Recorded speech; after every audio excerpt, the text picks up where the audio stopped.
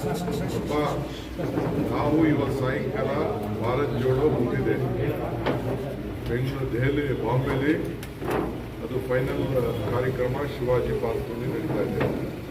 ಅದಕ್ಕೆ ಕೆಲವು ಹೋಗ್ತಾ ಇದ್ದೀವಿ, ಹೋಗಿ ಪಾರ್ಟಿಸಿಪೇಟ್ ಮಾಡ್ತಾ ಇದ್ದೀವಿ.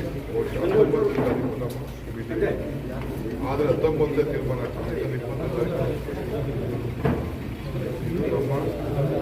ಈಗ ನಮ್ಮೆಲ್ಲ ಕರ್ನಾಟಕ ರಾಜ್ಯದ ಎಲ್ಲ ಯಾರಾದ್ರೂ ನಾಮಿನೇಷನ್ ಮಾಡಿದ್ದೀವಿ, ಗ್ಯಾರಂಟಿ ಅಧ್ಯಕ್ಷಗಳನ್ನ ಪ್ರತಿ ತಾಲೂಕು ಮಾಡಿದ್ದೀವಿ.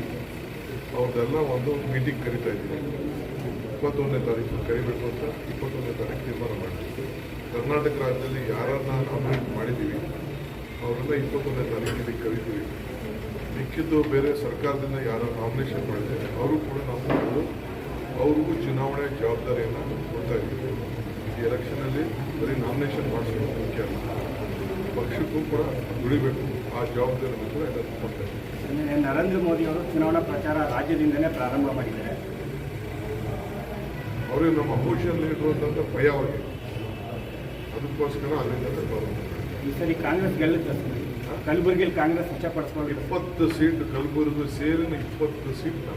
ಸರ್, ಈಗ ಅಶೋಕ್ ಹೇಳ್ತಾರೆ ಕಾಂಗ್ರೆಸ್ಗೆ ಟಿಕೆಟ್